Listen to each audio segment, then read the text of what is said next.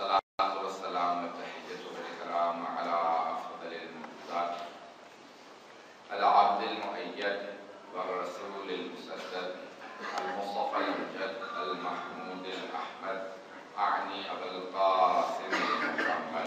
اللهم صل على محمد وآل محمد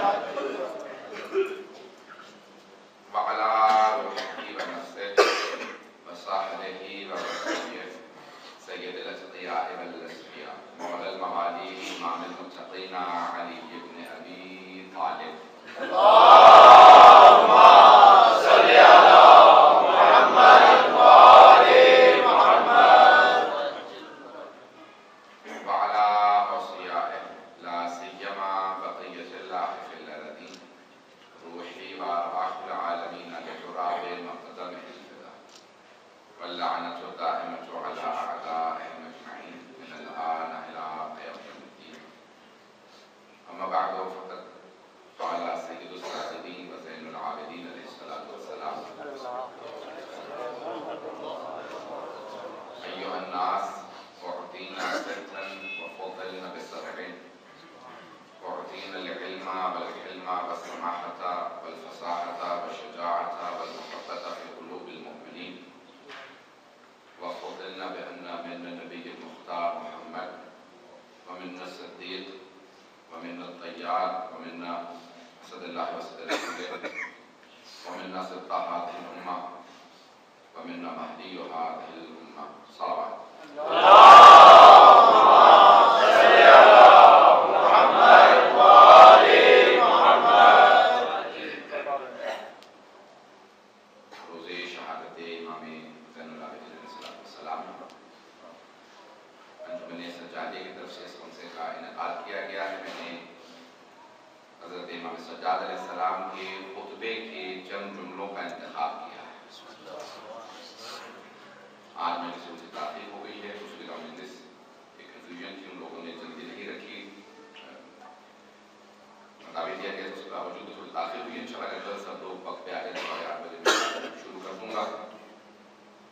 امام سجاد علیہ السلام کے بہت سے خطبے ہیں اور بہت سی دعائیں ہیں.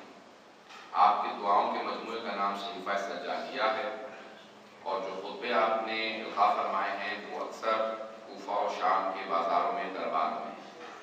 دربار یزید میں سید سجاد کے خطبے کے 2 جملے میرے اس خمسے کا عنوان ہیں. جو آپ نے خطبہ دیا دربار یزید میں جہاں تعارف کروایا ہے، اس خطبے کے 2 جملے عنوان ہیں. آئیے ذرا ترجمہ پیش کر دیتا ہوں، اس کے بعد مطالب پیش کروں گا، اس خطبے کی تشریح پیش کروں گا ان 5 مجالس میں. امام فرماتے ہیں کہ ایھا الناس، اے لوگوں، اعطینا ستا وفضلنا بسبع، 6 چیزیں اللہ نے ہمیں عطا کی اور 7 فضائل ہمارے ہیں. امام مخاطب ہیں دربار یزید میں خود یزید سے اور یزیدیوں سے کہ ان کو تعارف کروایا جائے. وہاں جمعے کا دن تھا، اول صفر 61 ہجری، جب امام شام پہنچے، دمشق پہنچے، اور اس وقت ایک آدمی خطبہ دے رہا تھا، اور اس خطبے میں جناب امیر علیہ السلام کے خلاف خطبہ دے رہا تھا. تو امام نے اسے ایھا الخطیب نہیں کہا ایھا الخاطب. توجہ ہے لوگوں میں؟ امام نے کہا ایھا الخاطب، خطیب نہیں کہا. خطیب کہتے ہیں خطبہ دینے والے کو، خاطب کہتے ہیں بولنے والے کو. امام نے کہا ایھا الخاطب ہے بولنے والے، یعنی تیرا خطبہ قبول نہیں ہے. جو خطبہ علی کے خلاف ہو وہ خطبہ نہیں ہوگا.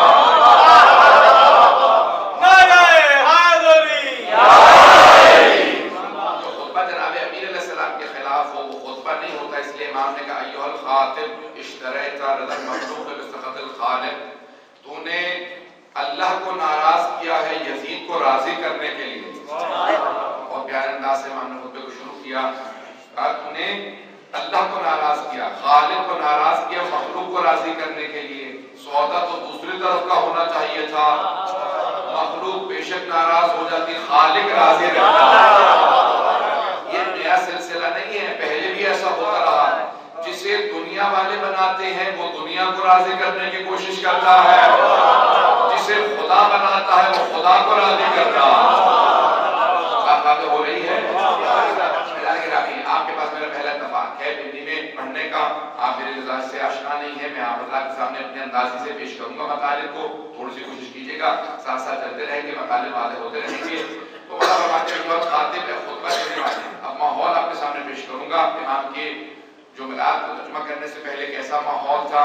امام نے پہلے بولنا چاہا, خطبہ دینا چاہا, جب وہ توہین کر رہا تھا تو ایک مرتبہ یزیدیوں نے امام سجاد کی زنجیروں میں ہاتھ ڈالا, بٹھا دیا, کہا نہیں آپ کو بولنے کی اجازت نہیں ہے, آپ قیدی ہیں, قیدی بول نہیں سکتے. تو اس وقت جناب زینب نے پورا ماحول تبدیل کیا. توجہ کیجیے گا, جناب زینب نے پورا ماحول تبدیل کیا. کیسے ماحول تبدیل کیا؟ جب امام سجاد کو روک دیا گیا تو جناب زینب کھڑی ہو گئی. تو بات واضح ہو جانی چاہیے, بیوی پہلے سے خطبہ دینا نہیں چاہتی تھی. جب امام وقت کو روکا گیا تو پھر بیوی نے کہا شرابی کے دربار میں اس وقت امامت کی حفاظت بھی ضروری ہے, دفاع بھی واجب.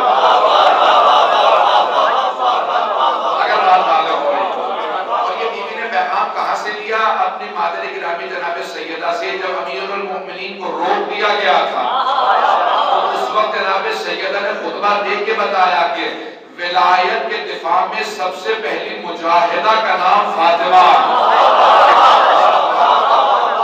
راہ ولایت میں سب سے پہلی مجاہدہ کا نام فاطمہ ہے. جہاد کرنے والا جس نے امامت و ولایت کے راستے میں سب سے پہلے جہاد کیا. کہ جہاں امام وقت کو روکا جا رہا تھا جناب سیدہ نے خطبہ دے کے بتایا کہ یہاں پہ مطالبہ فدق کا نہیں تھا بلکہ حق و باطل کا تھا. حق و باطل کا تھا. تو بیوی نے دفاع کیا. آج انہی کی بیٹی دربار یزید کے اندر امام وقت کا دفاع کر کے بتا رہی ہے کہ یہاں معاملہ میرے خطبہ دینے کا نہیں ہے کیونکہ امام وقت کو روکا گیا اور امام کا دفاع کرنا لازم ہے. میں امامت کا دفاع کر رہی ہوں اس لیے مخاطب ہوں. اس لیے جناب زینب نے خطبہ دیا. اب جب بیوی خطبہ دینے کے لیے کھڑی ہو گئی تو یزید ایک بلندی پہ بیٹھا تھا, اس نے وہیں سے اشارہ کیا کہ آپ کی بولنے کی اجازت نہیں رکھتی, بولنے کا اختیار نہیں رکھتی, بیٹھ جائیے, آپ کو بولنے کی اجازت نہیں ہے. جیسے اس نے کہا نا کہ بیٹھ جائیے, آپ کو بولنے کی اجازت نہیں ہے, بیوی نے کہا روکے گا کون مجھے؟ روکے گا کون؟ تو ایک مرتبہ بیوی نے اسے مخاطب ہو کے کہا تو مجھے روکے گا, تو جانتا نہیں میں علی کی بیٹی ہوں, تو مجھے روک نہیں سکتا, میں خطبہ دوں گی. تو اس نے دوبارہ کچھ افراد سے کہا کہ ان کو روکا جائے. ایک مرتبہ جناب زینب کبریٰ نے کہا کہ میں اس خطبے کو جو میں دینا چاہتی ہوں مجھے اس سے کوئی نہیں روک سکتا.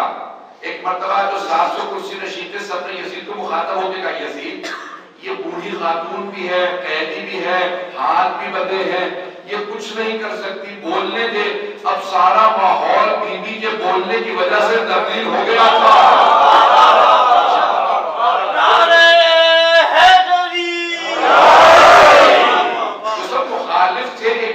حمایت کر رہے تھے کہ نہیں بیوی کو بولنے دیا جائے, ان کا خطبہ ہم سننا چاہتے ہیں. تو یزید فوراً مخاطب ہوا کہ تم نہیں جانتے یہ جس خاندان سے ہے, جب بھی ان کے خاندان سے کوئی بولتا ہے تو ہمارے خاندان کی توہین ہو جاتی ہے. بھئی یہ بنی ہاشم سے ہے, یزید بن امیہ سے تھا. تو اس نے فوراً کہا جب بھی ان کے خاندان سے کوئی بولتا ہے تم جانتے نہیں ہو ہمارے خاندان کی توہین ہوتی ہے. تو جناب زینب نے کہا اگر کوئی روکنا بھی چاہے تو مجھے روک نہیں سکتا, میں خطبہ دوں گی. بیوی نے خطبہ شروع کیا, سب سن رہے تھے. بیوی نے تمام کے تمام دربار کا ماحول تبدیل کر دیا. جب بیوی نے حمد باری تعالیٰ کو بجا لائی اس کے بعد جناب ختمی مرتبت کا مقام بتایا, پھر اہل بیت کا تعارف کروایا اور کہا کہ یا یزید کی قیادت وسعت سایہ مناسب جہودک, اے یزید تو نے جتنی کوشش کرنی تھی کر لی, تیرے میں اگر اور ہمت ہے تو اور کوشش کر لے. اور اس کے بعد بیوی نے کہا وسعت سایہ مناسب جہودک واللہ لا تنبو ذکرنا ولا تمیت وحینا, خدا کی قسم ہم اہل بیت کا ذکر مٹنے والا نہیں ہے. میرے جد رسول خدا, میرے نانا رسول خدا کی وحی مٹنے والی نہیں ہے, یہ وحی باقی رہے گی, قرآن باقی رہے گا. وہ یزید جو شراب پی کے قرآن پہ جان کو رکھ رہا تھا, بیوی نے کہہ دیا تو سمجھتا ہے قرآن ختم ہو جائے گا, قرآن بھی باقی رہے گا, اہل بیت کا تذکرہ بھی باقی رہے گا. پورا ماحول تبدیل ہوا. جناب زینب کے اس جملے کو آج آپ نہیں سمجھ سکتے کیونکہ آج وہ ہو چکا ہے جو بی بی کہہ رہی تھی. اگر 1400 سال پیچھے جا کے سنیں تو سمجھ میں آئے گا کہ بی بی کیا فرما رہی ہے۔ یہ آج کے دور میں آپ سن رہے ہیں جو بی بی نے کہا وہ ہو گیا، اس زمانے میں جو لوگ سن رہے تھے پریشان تھے کہ بی بی کیا کہہ رہی ہے، سارے بھائی تو اس کے مارے گئے، یہ خود کہتی ہے کوئی بچہ نہیں، بیٹے اس کے مارے گئے، اب کچھ نہیں رہا۔ یہ نبی کی نوازی ہو کے قسم کھا کے کیا بات کر رہے ہیں، واللہ بی بی کہہ رہی ہے خدا کی قسم ہم اہل بیت کا ذکر مٹنے والا نہیں ہے۔ نہیں پہنچا پا رہا، سب کی توجہ ہو، ذرا سب کی توجہ میں بات کو آپ واضح کر دو۔ بی بی کہہ رہی کہ یزید آج حکومت تیری ہے، تخت تیرا ہے، تاج تیرا ہے، سکہ تیرا ہے، پروپیگنڈا تیرا ہے، ماننے والے تیرے ہیں، فوج تیری ہے، یہ دمشق شہر ہے، کل یہی شہر ہوگا، نہ تیرا نام ہوگا نہ تیری حکومت۔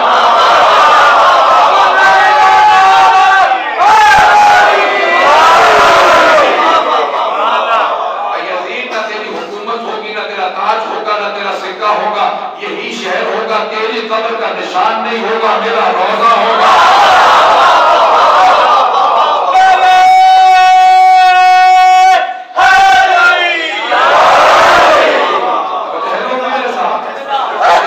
یہی کل تیرا شہر ہوگا، دمشق شہر ہوگا، تیری قبر کا نشان نہیں ہوگا، میرا روزہ ہوگا۔ جب بھی کوئی شام آئے گا تو ہر جگہ لکھا دیکھے گا welcome to the city of Syeda Zainab, Syeda Zainab کے شہر میں خوش آمدید۔ یزید تیرا نام مٹ چکا ہوگا، میرے بھائی کا نام بھی بلند ہوگا،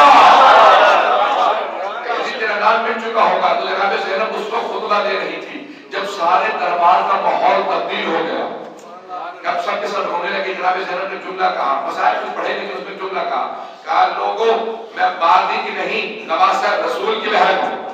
اب یہاں بھی اپنے بھائی کا تعارف کروایا، کہا میرے جد رسول خدا سے، میں علی مرتضیٰ کی بیٹی ہوں، اور بیوی نے تفصیل سے بیان کرنا شروع کیا۔ اس کے بعد ایک مرتبہ جب سارا مجمع متوجہ ہو گیا، جب سارا مجمع بیوی کی طرف متوجہ ہو گیا اور بیوی کی عظمت کا قائل ہو گیا، جب سب ماننے لگے یہ بہت بڑا عظمت بیوی ہے، سب رو رہے تھے جب بیوی مسائل پڑھ رہی تھی، تو ایک مرتبہ دیکھیں یزید اب تک کیا کہہ رہا تھا، باغیوں نے میرے خلاف بغاوت کی تھی، میں انہوں نے مار دیا، یعنی وہ جواز پیش کر رہا تھا قتل جناب سید الشہداء کا۔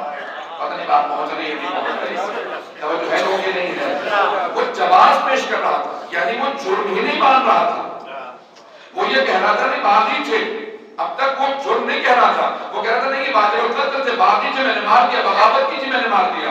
دیکھیں دو طریقوں سے جرم ثابت ہوتا ہے، ایک گواہوں سے اور دوسرا اقبال جرم سے۔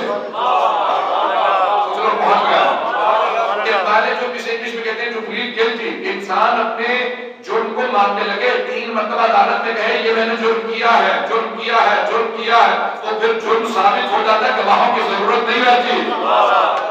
اب تک یزید کہہ رہا تھا میں نے باغیوں کو مارا ہے، جیسے ہی جناب زینب نے خطبہ دیا تو فوراً کہنے لگا میں نے نہیں مارا حسین کو، عبید اللہ بن زیاد کو مارا ہے۔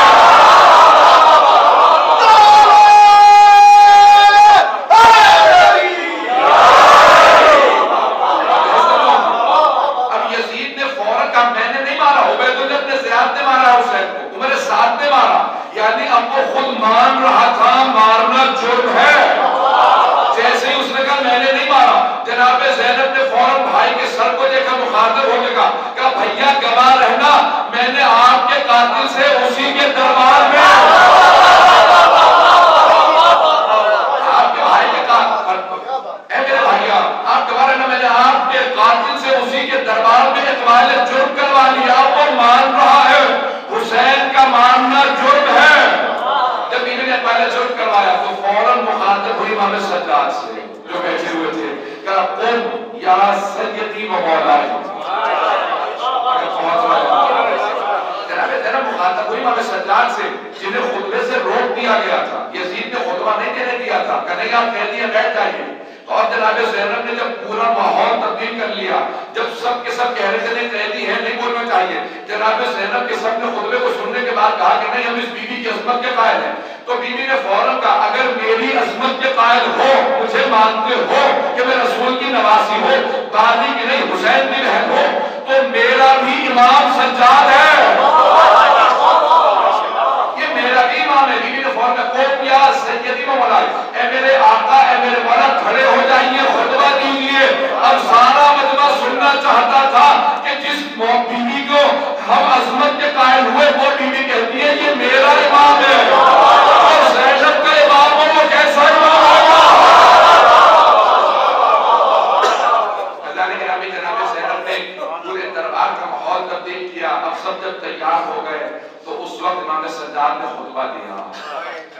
خطبے کے جملے میں پیش کرنا چاہتا ہوں، اگر ذہن تیار ہو سننا چاہیں گے تو آگے بڑھیں گے میرے ساتھ سب انشاءاللہ کل 8:30 بجے پہنچ جائیں گے. میں انشاءاللہ شروع کرتا ہوں اللہ نے کرام 8:30 بجے میں بالکل ٹھیک 8:30 بجے چاہوں گا کہ ممبر مل جائے تاکہ میں تفصیل سے آرام سے آپ کے سامنے مطالعہ پیش کر سکوں. میں مسلسل کئی دنوں سے سفر میں ہوں، رات بھی نہ سو سکے، بمشکل 2-3 گھنٹے آرام ملا ہوگا. صبح صاحبہ کی مجلس وہاں سے چلے واپس پہنچے، یہ دن میں 4تھی مجلس ہے پیش کر رہا ہوں. نہ سینہ اجازت دے رہا ہے، نہ گلا پورا ہونے جگہ پھر بھی پیش کر رہا ہوں. آپ حضرات کی محبت کی نظر رہا ہوں، محبت سے سنیے گا آپ بھی تاکہ میرے مطلب کو اچھی طرح سے میں پیش کر سکوں آپ کے سامنے. اذان گرامی، جناب سید سجاد نے اس دربار کے اندر خطبہ دیا اور کہا ایھا الناس، جب سارا کا سارا ماحول امام کے خلاف تھا، جناب زینب نے ماحول تبدیل کیا، امام سجاد سے دعوت دی کہ آپ خطبہ دیجیے. امام پہلے مخاطب ہوئے اس خطبہ دینے والے سے جس کو امام نے کہا ایھا الخاطب. میں پہلے پیش کر چکا ہوں، امام نے خطیب نے کہا، خاطب کہا کہتے ہیں خطیب کہتے ہیں خطبہ دینے والے کو، خاطب کہتے ہیں بولنے والے کو. اور امام نے فوراً جملہ کہا اشتریکا رضا المخلوق پہ سخط الخالق، تو نے مخلوق کو راضی کرنے کے لیے اللہ کو ناراض کیا. پھر ایک مرتبہ جب لوگوں نے کہا کہ نہیں آپ نے ممبر پہ آ جائیں، تو امام نے ممبر کی طرف اشارہ کر کے کہا عادل اعبد، اعبد کہتے ہیں لکڑیوں کے ڈھانچے کو. لفظ ممبر عربی کا لفظ ہے. امام نے اس ممبر کی طرف اشارہ کر کے کہا یہ ممبر نہیں ہے، عادل اعبد، یہ لکڑیوں کا ڈھانچہ ہے، لکڑیوں کا ڈھانچہ ہے، لکڑیوں کا ڈھانچہ ہے. اگر علی کی توہین ہو تو لکڑیوں کا ڈھانچہ ہے، اگر علی کے فضائل ہو تو یہی ممبر ہے.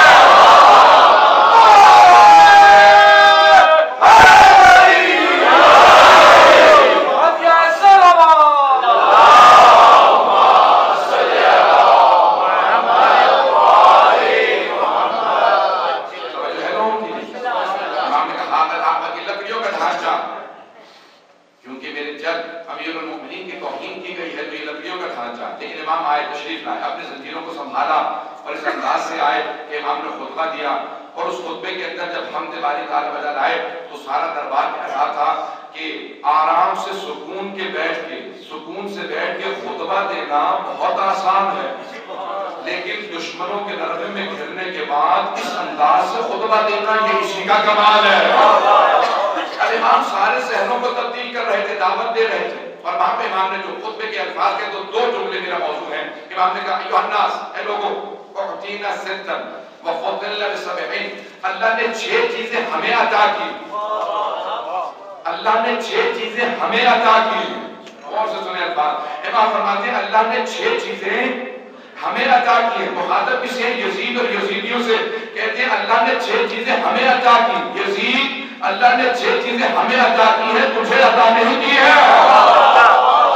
یہ 6 چیزیں کیا ہیں جو اللہ نے ہمیں عطا کی؟ اعطینا العلم،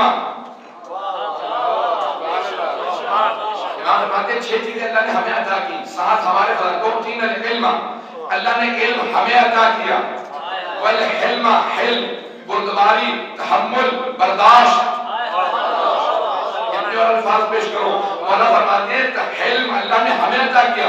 بہت سو کے پاس علم ہوتا ہے، حلم نہیں ہوتا. حلم یعنی بردباری، ائمہ سے جو سیکھنے آتا اگر جاہل بھی ہوتا تو سکھا کے بھیجتے تھے. دوسروں میں اتنا تحمل و برداشت نہیں تھا کہ جاہل کو سکھا کے بھیج سکے. امام فرماتے ہیں علم اللہ نے ہمیں عطا کیا، حلم، بردباری اللہ نے ہمیں عطا کی. سماحت، سماحت یعنی بزرگواری اللہ نے ہمیں عطا کی، بزرگواری اللہ نے ہمیں عطا کی. اب امام یزید سے مخاطب ہے. یزید بوڑھا ہو جانے سے کوئی بزرگ نہیں ہوتا، کوئی 23 برس کا جوان ہوتا ہے، لیکن اس کا ہیبت و جلال بتاتا ہے کہ وہی بزرگ ہے. یہ امام سجاد پہ بھی لاگو ہے، ان کے دادا علی مرتضیٰ پہ بھی لاگو ہے. وہ بھی جوان تھے، لوگوں نے ان سے بھی یہی کہا تھا علی آپ جوان ہیں اس لیے کہ آپ کا خلافت حق نہیں بنتا. بات اگر باتیں ہو رہی ہو تو امام سجاد نے کہا کہ بڑھاپے سے بزرگواری نہیں آتی ہے. کچھ لوگ جوان ہوتے ہیں پھر بھی بزرگ ہوتے ہیں. بزرگواری علم و حلم سے آتی ہے، برداشت سے آتی ہے، صبر سے آتی ہے. یہ اللہ کی طرف سے عنایت ہوتی ہے کہ سماحت، بزرگواری اللہ نے ہمیں عطا کی ہے. والفصاحت، اور فصاحت اللہ نے ہمیں عطا کی ہے. اور یزید شراب کے نشے میں بیٹھ کے شعر کہہ دینے سے آدمی فصیح و بلیغ نہیں بنتا. کوئی آدمی قید سلاسل میں ہوتا ہے لیکن جب خطبہ دیتا ہے تو مجمع گواہی دیتا ہے یہ فصیح و بلیغ ہے. بھئی وہ اس وقت یزید شراب کے نشے میں تھا، اشعار کہہ رہا تھا اور بار بار کہتا تھا نا لعبت ہاشم بالملک فلا وہی نظر بنا ملک جاء. اشعار ہے یزید کے بڑے مشہور و معروف کہ اس نے جب وہ اہل بیت کو حرم میں لائے، اس کے دربار میں لایا جا رہا تھا تو شراب پی کر جام ہاتھ میں تھا، قرآن کی اوراق پلٹ رہا تھا اور بار بار نشہ کرنے کے بعد وہاں پہ قرآن پہ شراب کا جام رکھتا تھا اور یہ اشعار کہتا تھا کہ بنی ہاشم نے ایک کھیل کھیلا، کسی کو کہہ دیا یہ نبی ہے، کسی کو ولی بنا دیا، قرآن کو گھڑ دیا، کہہ دیا کوئی جبرائیل فرشتہ تھا، کوئی اللہ، نہ کوئی اللہ ہے، نہ کوئی نبی ہے، نہ کوئی فرشتہ، نہ قرآن، میں کسی چیز کو نہیں مانتا. بعض ہمارے بھی خطبہ ادا کریں خطا کر جاتے ہیں کہ یزید صرف ولایت کا منکر تھا. یزید اصل دین کا منکر تھا. یہ ممکن ہی نہیں ہے کہ کوئی توحید کو مانتا ہو ولایت کا منکر ہو. ممکن ہی نہیں ہے کوئی پیغمبر کو مانتا ہو آل پیغمبر کو نہ مانتا ہو. تو محمد مصطفیٰ کو مانے گا کیسے ہو سکتا ہے علی مرتضیٰ کو نہ مانتا؟ اور کیسے ممکن ہے جو علی مرتضیٰ کا منکر ہو وہ پیغمبر کا ماننے والا ہو؟ جو علی مرتضیٰ کا منکر ہے وہ پیغمبر کا منکر ہے، وہ خدا کا منکر ہے. بات واضح ہے یا نہیں؟ کبھی نہ کہا کرے کہ جو منکر علی ہے وہ خدا کو مانتا نہیں، جو منکر علی ہے وہ خدا کا منکر ہے، وہ رسول خدا کا منکر ہے. اور اگر دلیل مانگیں گے زیارت جامع کبیرہ پڑھ لیجیے، 10ویں امام کی زیارت ہے. امام فرماتے ہیں اپنے جد کی زیارت پڑھتے ہوئے جس نے آپ کا انکار کیا اس نے خدا کا انکار کیا. بہت گھبرا کے سنا تھا. 10ویں امام سے کسی نے پوچھا کہ مولا جس نے آپ کا انکار کیا اس نے امامت کا انکار کیا، خدا کا تو انکار نہیں کیا. امام نے کہا نہیں، جس نے ہمارا انکار کیا اس نے خدا کا انکار کیا. کہا مولا کیسے؟ وہ امامت کا منکر ہے.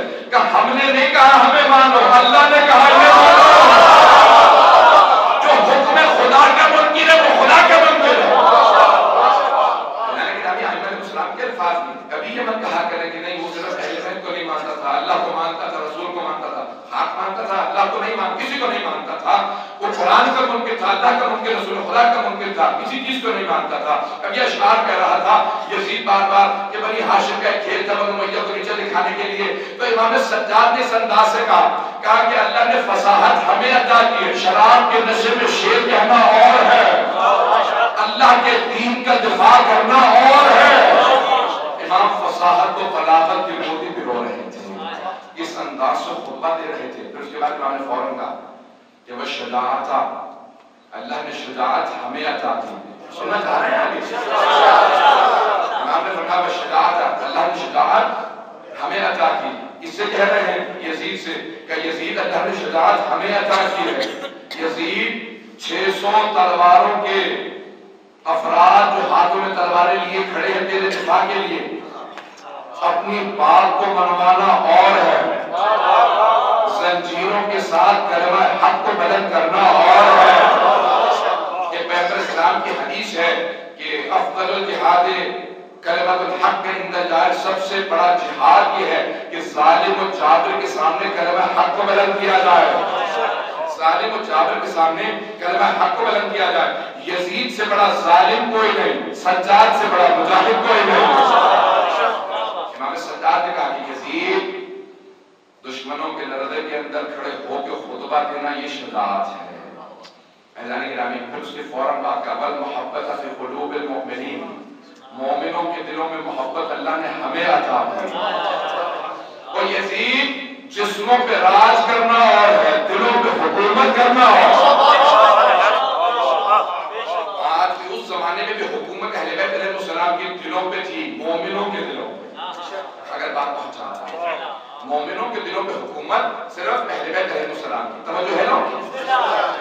دلوں پہ حکومت اہل بیت کی، لیکن شرط رکھیے والمحبت فی قلوب المؤمنین. سب دلوں پہ نہیں کہا، مومنوں کے دلوں پہ محبت. مومنوں کے دلوں پہ محبت اللہ نے ہمیں عطا کی ہے. یزید جسموں پہ حکومت کرنا اور دلوں پہ راج کرنا صرف اہل بیت کا کارنامہ ہے. پیغمبر نے فرمایا تھا، جناب جابر، جناب ابو ذر، جناب عمار موجود ہے پیغمبر کی بارگاہ میں، اور ایک مرتبہ حبیب خدا نے کہا کہ اے عمار اگر میرے سارے صحابہ ایک وادی میں جا رہے ہوں اور اکیلے علی دوسری وادی میں جا رہے ہوں تو اگر تم چاہتے ہو حق کے ساتھ رہو تو علی کی پیروی کر لینا. سارے ایک طرف ہو علی ایک طرف ہو حق اس طرف ہوگا جس طرف علی ہوں گے.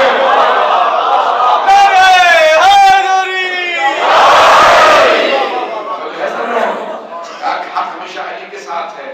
کہا کہ اے میرے ایھا الناس اے لوگو اے میرے صحابہ پیغمبر اسلام کی حدیث ہے اگر علی نے تم میں سے کسی کی ناک پہ تلوار بھی ماری ہو تو بغض نہ رکھنا کیونکہ نفاق کی علامت ہے. علی کا بغض منافقت کی علامت ہے. چاہے تم میں سے کسی کے باپ کا قتل کیا ہو علی نے تو مشرکین سے ہمارے تو گئے تھے نا مولا کے ہاتھوں کہ اگر تم میں سے کسی کے باپ کا بھی قتل کیا تو علی کا بغض نہ رکھنا یہ منافقت کی علامت ہے. کہ ہمیشہ مومن کے دل میں علی کی محبت ہوگی اور منافق کے دل میں علی کا بغض ہوگا. کہ مومن کی علامت یہ ہے چاہے جتنا بھی مولا اس کی آزمائش کر لیں لیکن اس کے دل میں کبھی بھی مولا کا بغض نہیں آئے گا. ایک واقعہ پیش کر رہا ہوں نوجوانوں کی خاطر تاکہ ان کے لیے بات واضح ہو جائے. توجہ ہے سر لوگ. جناب امیر علیہ السلام کا بڑا مشہور معروف واقعہ ہے بہت سی کتابوں میں موجود ہے اور ہمارے بہت سے علماء نے اس میں لکھا ہے. میں کبھی تھوڑی سے پیش کر رہا ہوں کہ ابن کبک منافق تھا. اس نے جناب امیر کو آ کی شکایت لگائی مولا کے ایک ماننے والے کی کہ یا علی کیا آپ کا ماننے والا کبھی چوری کر سکتا ہے؟ تو مولا نے سب جھکا لیا. کہا کہا آپ کا ماننے والا چوری کر سکتا ہے؟ کہا آپ کے ایک ماننے والے نے چوری کی. بلایا مولا نے بلاؤ. ترغیب نہیں دلا رہا ہوں صرف مولا کی محبت کو پیش کر رہا ہوں. محبت کیا شے ہے مولا جی. بلاؤ. بلایا گیا. مولا نے سوال کیا اگر واقعی تم نے چوری کی ہے تو ایک مرتبہ زارو قطار رونے لگا. کہا ہاں مولا میں نے چوری کی. تو کہا پھر رو کیوں رہے ہو؟ کہا اس لیے کہ آپ کے سامنے شرمندہ ہو رہا. میں جانتا ہوں کہ آپ میرے مولا ہیں میرے امام ہیں. میں بہت شرمندہ ہوں آپ کے سامنے اس لیے رو رہا ہوں. امام نے کہا کہ جانتے ہو چوری کی سزا کیا ہے؟ مولا نے جیسے سوال کیا ماننے والے نے کہا ہاں مولا جانتا ہوں. ہاتھ کاٹ دیا جاتا 4 انگلیاں پھر جعفری میں 4 انگلیاں کاٹ جاتی. مولا نے کہا ہاتھ سامنے رکھو. اس نے انگوٹھا موڑا اور 4 انگلیوں کا رکھا. مولا نے تلوار اٹھائی ذوالفقار 4 انگلیاں کاٹ دی. توجہ ہے مولا کی تو نہیں سن رہے ہیں. تو مولا نے تلوار اٹھائی 4 انگلیاں کاٹ دی. اٹھا روتا ہوا 4 انگلیاں لے کے باہر نکلا. جب باہر گیا تو ابن کفا نے کہا کہ اور مان علی کو ہاتھ کٹوا لیا نا. اگر ہمارے والوں کو مانا ہوتا تو ہم اپنوں کو کبھی بھی نقصان نہیں پہنچاتے. تو فوراً اس چاہنے والے نے کہا کہ میں ایسے کو امام مانتا ہوں.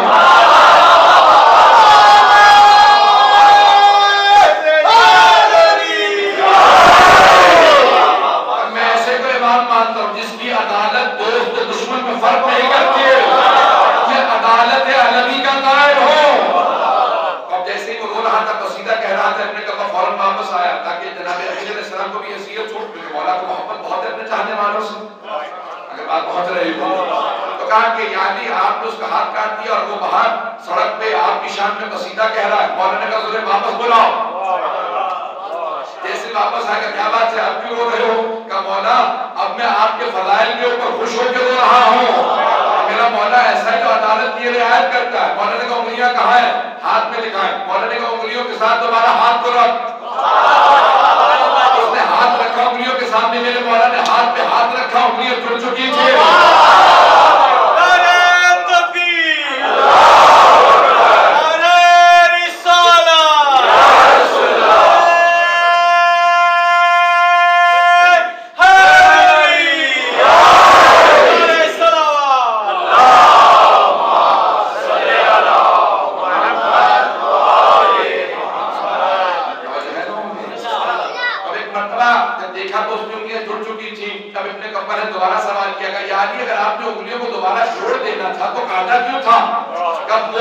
عدالت کا تقاضا تھا اور یہ میری محبت کا تقاضا ہے. جو میری محبت رکھے گا شفاعت بھی اسی کے لیے ہے. عزیزان گرامی گناہ کرنے کے بعد مایوس نہ ہو علی سے وابستہ رہے. مولا فرما دے گا کہ ہمیشہ توبہ کی توفیق نصیب ہوتی رہے گی. تو چوتھے امام فرما رہے ہیں والمحبت فی قلوب المؤمنین، اے یزید اللہ نے مومنوں کے دلوں میں محبت ہمیں عطا کی ہے۔ جہاں اہل بیت جائیں گے ہمیشہ مومنوں کے دلوں میں محبت صرف اہل بیت کے لیے رہے گی۔ جو ایمان رکھتا ہے علامت یہ ہے کہ اہل بیت کا نام آئے گا چہرہ کھلنے لگے گا، اگر ان کے مصائب آئیں گے تو خود بخود آنسو آنے لگیں گے، تو کہا یہ ہماری علامت ہے۔ دوسرے جملے کی بھی طرف ترجمہ پیش کروں گا، کل انشاءاللہ تفصیل سے ایک جملے کو اور اس کی تشریح کروں گا۔ مولا فرماتے ہیں وَفُضِّلْنَا بِأَنَّ مِنَ النَّبِيِّ الْمُخْتَارِ محمد صلی اللہ علیہ وسلم۔ امام فرماتے ہیں ساتھ ہمارے فضائل، 6 چیزیں اللہ نے ہمیں عطا کی اور ساتھ ہمارے فضائل۔ اب اپنے جب فضائل گنواتے ہیں تو کہتے ہیں فضائل میں پہلی فضیلت یہ ہے کہ محمد مصطفیٰ ہم میں سے ہے۔ بہت بڑا لفظ ہے، کس سے مخاطب ہیں؟ بنو امیہ کے کارندے سے۔ بھائی امام کا چھٹے امام کی حدیث ہے نا کہ بنی ہاشم بنو امیہ دو خاندان ہیں، ان کے پہلے نے پیغمبر کی مخالفت کی تھی، ابو سفیان نے پیغمبر کی مخالفت کی، اس کے بیٹے نے جناب امیر کی مخالفت کی، یزید نے امام حسین کی مخالفت کی، کہ ان کا آخری جو سفیانی ہوگا وہ ہمارے بارے کی مخالفت کرے گا۔ بھئی آج حسین کے اتنے ماننے والے ہیں، نسل حسین سے اتنے سادات ہیں، تو کہیں بنو امیہ کے بھی تو کوئی نسل ہوگی؟ تو داعش سے پوچھو اپنے شجرے دیکھ لیں۔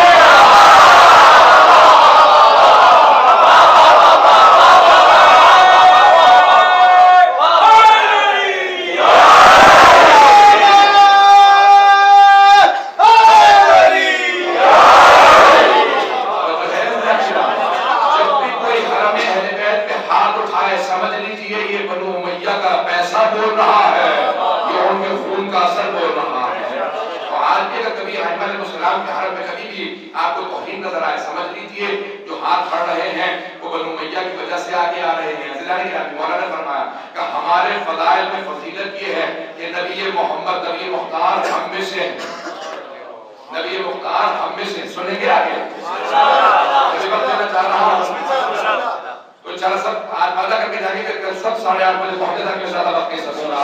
اللہ کی رحمت مولا فرماتے ہیں ساتھ ہمارے فضائل ہیں، 6 اللہ نے چیزیں ہمیں عطا کی اور 7 فضائل ہمیں عطا کیے۔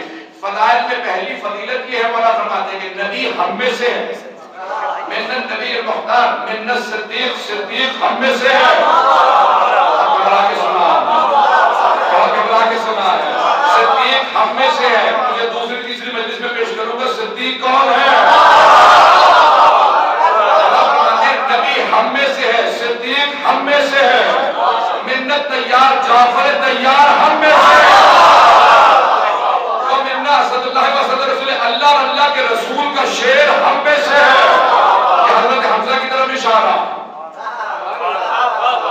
کچھ لوگ تو پہنچ گئے بعد میں گھبرا گئے۔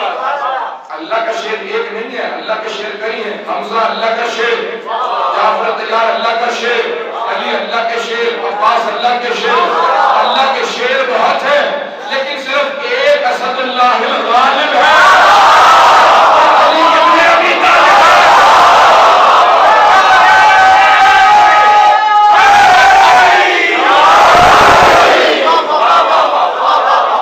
اللہ کے شیر بہت ہے لیکن اسد اللہ الغالب صرف علی ابن ابی طالب ہے۔ اسد اللہ بہت ہے لیکن اسد اللہ غالب کون؟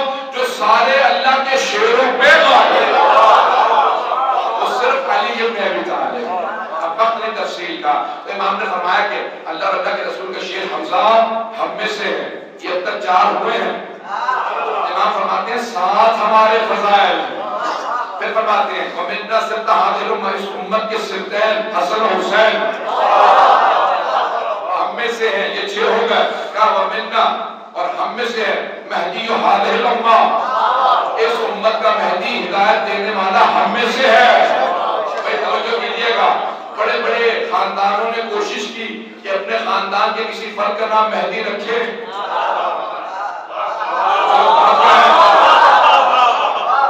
نہیں میں چاہتا ہوں کہ نوجوان بھی پہنچ جائے، بزرگ تو پہنچ ہی جاتے ہیں، جب تک ایک نوجوان نہیں پہنچ جائے گا میں آگے نہیں پڑھوں گا۔ عزیزانے کرام، بہت بڑے بڑے خاندان، بنی عباس نے اپنے کئی بیٹوں کے نام مہدی رکھے۔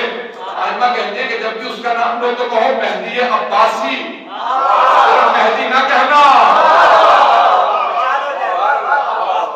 پھر میں بات پہنچاؤں گا۔ 8ویں امام کا دور ہے، مامون نے اپنے بیٹے کا نام مہدی رکھ دیا اور سب لوگوں سے کہا تم نے سن رکھا ہے نا پیغمبر نے کہا تھا میرے 12 مسیح ہوں گے، سب کتابوں میں آیا تھا، سب نے سن رکھا تھا پیغمبر نے کہا میرے 12 مسیح ہوں گے اور 12ویں کا نام مہدی ہوگا جو دنیا میں عدل و انصاف قائم کرے گا، وہ خلیفۃ اللہ ہوگا، بقیت اللہ ہوگا، حجت اللہ ہوگا۔ تو ایک مرتبہ کہا کہ میں نے اپنے بیٹے کا نام مہدی رکھا ہے، یہ وہی مہدی ہے جس کا پیغمبر نے وعدہ کیا تھا میں خلیفہ ہوں۔ اور جیسے آواز دیتا اپنے بیٹے کو مہدی کہاں ہو تو 8ویں امام ایک نصیحت یہ بھی تھی ولی عہدی قبول کرنے کی، جیسے وہ کہتا مہدی تو امام اپنے منبر پہ فوراً کھڑے ہو جاتے اور کہتے عجل اللہ تعالی فرجہ، شاید اس لیے مستحب ہے تو 12ویں کا نام آئے سر پہ ہاتھ رکھو۔ اب امام فوراً کھڑے ہو جاتے، کبھی دیکھو یہ جس مہدی کو ماننے والا ہے کبھی وہ محلے سے پٹ کے آتا ہے، کبھی ماں سے مار کھاتا ہے، کبھی باپ سے مار کھاتا ہے، جس مہدی کے ہم ماننے والے اس کا باپ اس کی تعظیم میں کھڑا ہوگا۔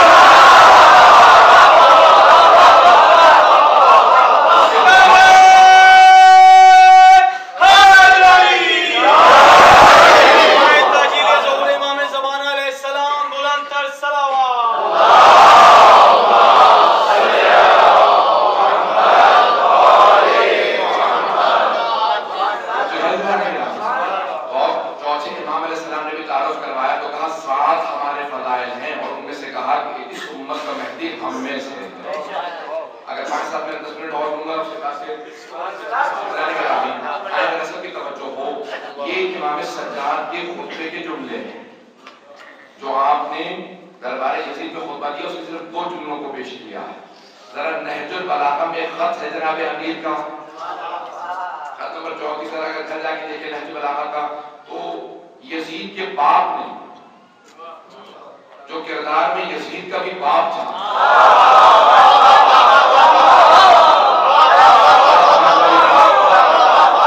اس نے جناب امیر کو خط لکھا، کہا کہ یعنی جنگ کی ضرورت نہیں ہے، 80,000 میری فوج ہے اور آپ کی بھی بہت بڑی فوج ہے تو اتنے لوگ مر جائیں گے جب لڑیں گے، تو جنگ کی ضرورت نہیں ہے، آئے ہم بیٹھ کے فیصلہ کر لیتے ہیں، ہمارے خاندان تو ملتے جلتے ہی ہیں، بنو امیہ سے تھا جناب بنی ہاشم سے، تو اس نے لکھا خاندان ملتے جلتے ہیں بیٹھ کے فیصلہ کر لیتے ہیں، بس یہ خط آنا تھا کہ جناب امیر علیہ السلام کو جلال آئے، اور آپ نے وہ خط لکھا کہ سید رضی جنہوں نے نہج البلاغہ جمع کی ہے فرماتے ہیں کہ میں نے نہج البلاغہ کئی برس میں محنت کر کے جمع کی ہے اور نہج البلاغہ کے سارے جو خطوط ہیں مولا کے مکتوبات ہیں مکتوب ہیں ان میں جو سب سے شاندار خط ہے وہ یہ خط ہے، جس نے نہج البلاغہ جمع کی ہے انہوں نے کہا، اب سوچیں کہ ایسا خط ہوگا، سننا چاہیں تو پیش کروں گا۔ وہ کہتے ہیں کہ مولا کا سب سے جو بہترین سارے خطوں میں سب سے جو بہترین خط ہے وہ یہ خط ہے، میں نے پہلے کہا میرا گلا ساتھ نہیں دے رہا، میں پھر بھی خون جگہ لگا کے پیش کر رہا ہوں۔ جب اس نے لکھا نا کہ یاری بیٹھ کے فیصلہ کر لیتے ہیں، خاندان ہمارے ملتے جلتے ہیں، سارا خط نہیں پیش کر رہا، صرف جو میرے موضوع سے متعلق ہے وہ حصہ پیش کروں گا۔ مولا نے اسے جواب لکھا کہ خبردار اپنے خاندان کا ہمارے خاندان سے تقابل نہ کرنا۔ اب مولا امام سجاد نے پوتا ہو کے بیٹے کو جواب دیا ہے، دادا نے باپ کو خط لکھا، خط کے صرف وہ جملے پیش کر رہا ہوں جو امام سجاد نے بھی پیش کیے ہیں۔ مولا نے خط میں لکھا تھا کہ خبردار اپنے خاندان کا ہمارے خاندان سے مقابلہ نہ کرنا، من النبی ومنکم المکذب، ہم وہ ہیں جن کے خاندان سے نبی ہیں اور تم وہ کہ جس کے خاندان سے نبی کو جھٹلانے والا۔ یہ اس کے نانا سے متعلق کہا ہے جس نے نبی کی تکذیب کی تھی کہ من النبی ومنکم المکذب، اور پھر مولا نے کہا کہ منا اسد اللہ ومنکم اسد الاحلاف، ہم میں اللہ کا شیر حمزہ، تم میں چھوٹی قسمیں کھانے والوں کا شیر۔ اس کے ماموں سے متعلق کہا ہے جس نے بتوں پہ قسمیں کھلوائی تھی سب سے کہ ہم نبی سے بدلہ لیں گے۔ پھر مولا نے فرمایا کہ منا سیدۃ النساء العالمین، ہم وہ ہیں جن کے خاندان سے تمام عالمین کی ملکہ فاطمہ ہے، وَمِنْكُمْ حَمَّالَةُ الْحَطَبِ، جو ابو لہب کی بیوی تھی اور اس کی پھوپھی تھی، پہنچ رہے ہیں، سارے شطر یہاں سے نہ کروائیے، وہ پہنچ جائیے گا. اور وہ اس کی پھوپھی تھی یزید کے بہرحال چلے. اب مولا نے کہا کہ ہمارا خاندان وہ ہے جہاں سیدہ عالمیان، تیرا خاندان وہ کہ جہاں پہ تیری پھوپھی سے متعلق قرآن نے کہا کہ اس کے ہاتھ ٹوٹ جائیں. ام جمیل سے متعلق قرآن کی آیت ہے کہ اس کے ہاتھ ٹوٹ جائیں. کہ منا سیدہ شباب اہل جنہ، ہم میں جوانان جنت کے سردار حسن و حسین، اور منکم شبیۃ النار، تم میں جہنم کے بچے.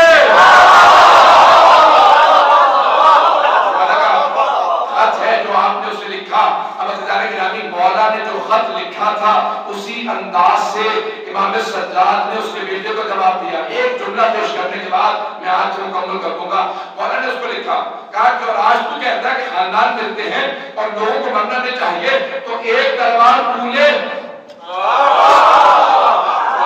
اور دوسری تلوار میرے پاس ہے، وہ تلوار جس سے میں نے تیرے نانا ماموں بھائی کا قتل کیا تھا، طاقت سیف و مائی، وہ تلوار آج بھی میرے پاس ہے.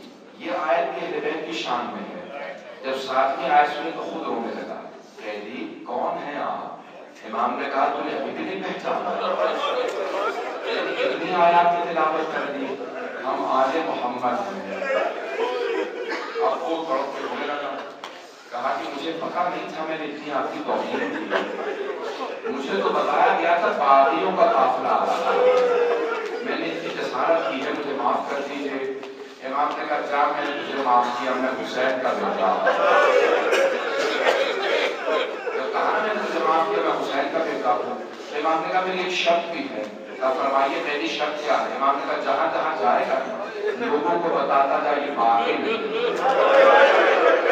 ये आले मोहम्मद है, ये मेरे बेटे रसूल है। मैं तफसील से मसाइल करने का आज रोज़े शहादत है, 25 मुहर्रम है। आपने कभी सोचा आज किसकी शहादत है? जिसने 72 की लाशें उठाई, जिसने 72 की लाशें दफनाया, जिस इमाम ने 72 की लाशें दफनाए। अगर तफसील से आज दिल करता है इतना पढ़ूं कि मैं खुद या रोड मर जाऊंगा। आज इमाम के मसाइल सुनेंगे। अभी जब सना मसीह हो रहा था उस वक्त से तहम्मुल नहीं हो रहा था, मैं सोच रहा था कि रोज रोज ये जब मैं मसाइल पढ़ता हूँ तो जी करता है यार लोग ये लोग रोलेंगे, मैं कोशिश करूंगा काबू रखूं ताकि पढ़ सकूं। सुनिए ना मसाइल को, आज सैयद सज्जाद के मसाइल है, आज सैयद सज्जाद के मसाइल है। आपने कभी गौर किया कौन इमाम सज्जाद? जब 12 मुहर्रम को पहुंचे ना लाशें दफनाने के लिए, तो बनी असद के मर्द खड़े थे मुतहय्यर और परेशान, कैसे दफनाए लाशों को? किसी लाशे का सर नहीं था, परेशान खड़े थे। अभी परेशान होंगे कौन सा बाप का लाशा है, कौन सा बेटे का। इतने में देखा कूफे की जानिब से कोई आ रहा, जब कूफे की जानिब से आता देखा वो फौरन सारे बनी असद के मर्द रुक गए। अगर देख सके मुझे तो देखिएगा, वो जो कूफे की जानिब से सवाल आ रहा था ना, वो अपने सवारी से उतरा, एक मरतबा सारे लाशों के दरमियान से होता हुआ एक लाशे के किनारे खड़ा हुआ, समय हाथ मारता जाता था, वो कहता जाता था बाबा आपके बाद मेरे गले में मौत आ रहा है, मेरे हाथों में जंजीरें पहनाई हुई, मेरे पाँव में बेड़ियां पहनाई हुई, और मेरी बहन सकीना को बड़े से बात है,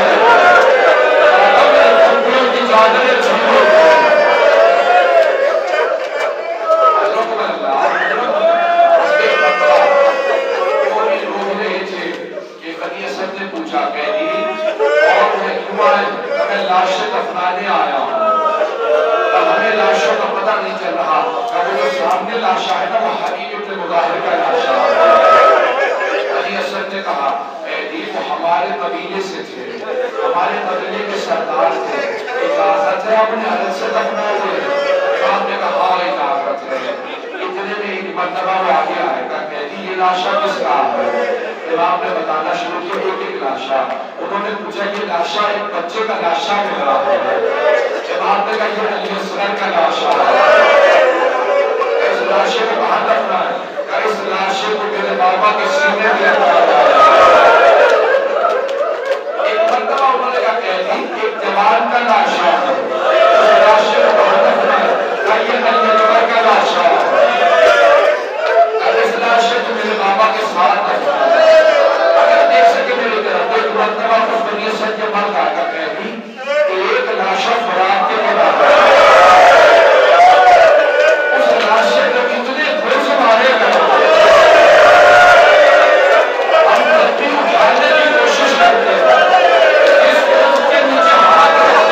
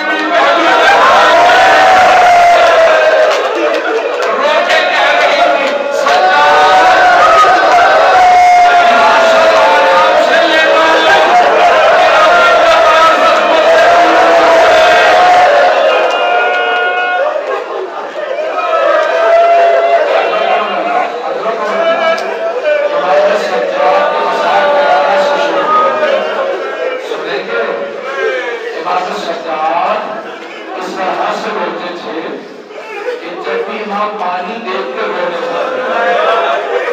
जब किसी ने पूछा मौला वुज़ू के लिए पानी लाए तो रो क्यों रहे हैं? तो इमाम कहते कुदरत में रसूलुल्लाह अत्शाना, नवासा रसूल को प्यासा ज़िबा कर दिया गया। जब इमाम अपने घर से बाहर निकलते ना मदीने में, तो जितने कसाब थे अपने पुश्तों पे कपड़ा डाल देते थे ताकि सज्जार देखेंगे बर्दाश्त नहीं करेंगे, वो सारा कसाब छोड़ के कर रहा हो। एक मरतबा शाम का वक्त था, इमाम बाहर निकले, एक कसाई मसरूफ था, अपने जानवर में कपड़ा डालना भूल गया। जैसे ही इमाम ने कच्चा गोश्त देखा, एक मरतबा करबला का रुख किया, कहा हाय मेरा मामा, मेरा मामा प्यासा मारा गया। उसके साथ में कहा मुझे माफ कर दे, मैं भूल गया था, आपके आने का वक्त हो गया है। उसने जैसे ही जानवर को छुपाना चाहा ना, इमाम ने कहा मेरे कुछ सवाल इतराज होगा। बोला मैं आपका मानने वाला हूँ, जवाब नहीं दूंगा। इतना बता दे जब तूने ज़िबा करना चाहा था उस जानवर को पानी पिला दिया था? मौला हम रसूल खुदा को मार पिला दे, प्यासा ज़िबा नहीं करते, हम पानी पिला के ज़िबा करते हैं। मौला ने कहा मुझे इतना बता, तूने खंजर तेज कर लिया था जब तू ज़िबा करने लगा था? कहा हाँ मौला मैंने खंजर तेज कर लिया था। इमाम ने कहा इतना बता, जब तू ज़िबा करने लगा तो दूसरा जानवर देख तो नहीं रहा था? नहीं मौला छुपा के ज़िबा करते हैं। इमाम ने फौरन करबला का रुख किया, कहा वो करबला में आने वाले कैसे मुसलमान थे, मैं आपको पानी पिलाया, मैं खंजर तेज किया, मेरी पोपी 70 कदम के फासले पे खड़ी देख रही थी। मैंने तमाम कर दिया। अब ना मेरे सीने में पढ़ने की ताकत है, नाक पे रोने की ताकत है। आखिरी जुमले सुन लीजिए। इमाम सज्जाद को मरवान मजबूर ने जहर दिलवा दिया। जो जहर देना था, गुज़श्ता शब थी 25वीं को शहादत हुई है। हर बाप को हसरत होती है ना, मेरा जब आखिरी वक्त आए, मेरे बेटे के पहलू पे, मेरे बेटे के जानू पे मेरा सर हो। जैसे इमाम बाकर ने बाबा का सर अपने जानू पे रखा, बेटा मेरे सर को अपने जानू पे ना रखो। बाबा तू क्या बात है, जब मेरा बाबा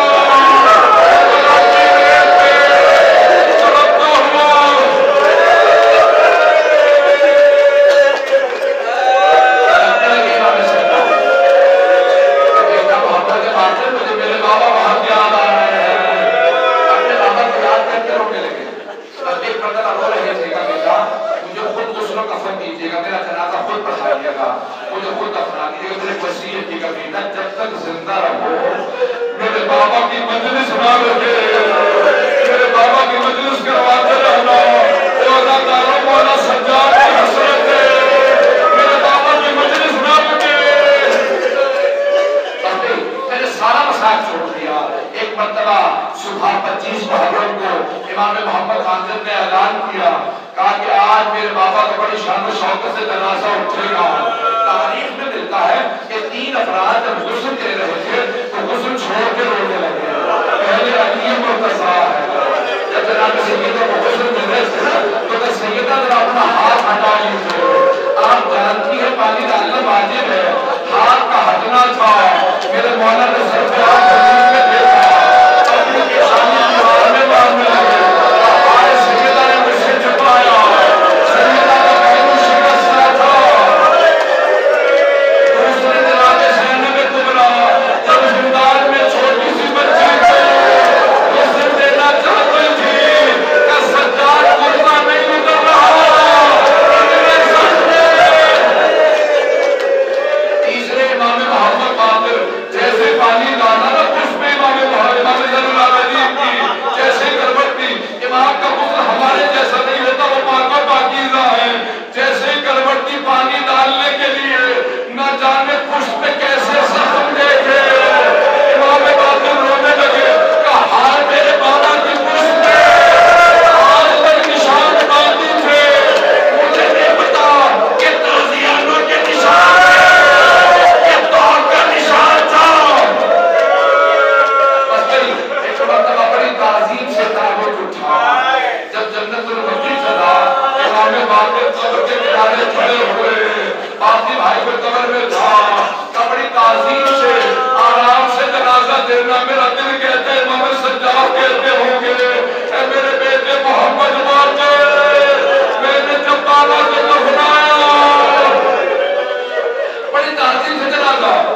مرتبہ امام کی ایک اٹھنی تھی جس کو میں پیش کر کے ختم کر رہا ہوں.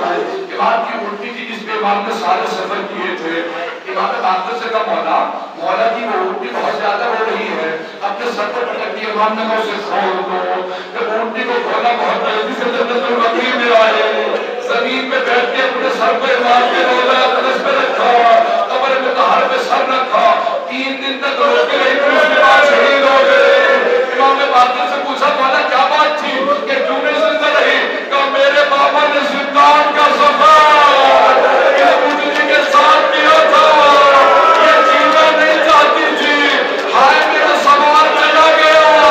میں کہوں گا آج کوئی ہو نہ ہو, جناب زینب ضرور آئے گی.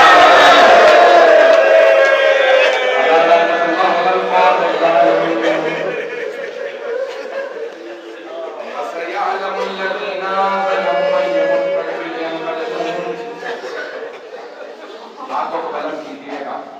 میں مختصر سے دعا کروں, میں ہمیشہ بات کرنے کی دعا کرتا ہوں. آئے میرے ہاتھوں کو بلند کریں, مل کے ہاتھ بلند کیجیے گا. ایک مرتبہ کریں اے سید سجاد. مولا آپ کو آپ کی گھٹیوں کے پردے کا بڑا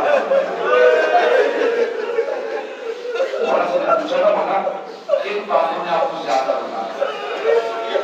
آپ فرماتے ہیں 2 باتوں میں مجھے بڑا بنایا. ایک میری گھٹیوں کے پردے میں, دوسرے میری بہن کے سوال میں. میری چھوٹی سی بہن بہت سوال کرتی تھی تو مجھے بہت رونا آتا تھا. آپ بلند میں سر کے سننے کی مل کے دعا کریں گے. ایک بات سب ہوگا, پروردگارا واسطہ زیارت ناہیہ کے اس جملے کا کہ امام زمانہ کہتے ہیں میرا سلام اس معصومہ بچے تھے جس کے رخساروں کا رنگ بدلتا رہتا ہے, جس کے رخساروں کا رنگ بدلتا رہتا تھا. کبھی کباب سے رنگ سرخ ہو جاتے ہیں, کبھی نیلے ہو جاتے رخسار. امام زمانہ کہتے ہیں میرا سلام اس بچے پہ جس کے رخساروں کا رنگ بدل جاتا. امام سجاد کہتے ہیں میرے بہن کے سوالوں میں مجھے بہت رونا آیا.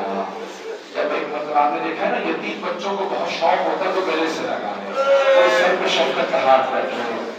جب حلب میں یا شام میں کسی مقام پہ بیوی کی رسیہ کھلی بہت تیزی سے دوڑتی ہوئی آئیں, اپنے بھائی کے گلے میں باہر ڈالی. جیسے باہر ڈالی نا امام کی آواز آئی کیا آواز ہے. مجھے یہ دھوپ میں بٹھاتے ہیں نا میری زنجیریں گرم ہو جاتی ہیں.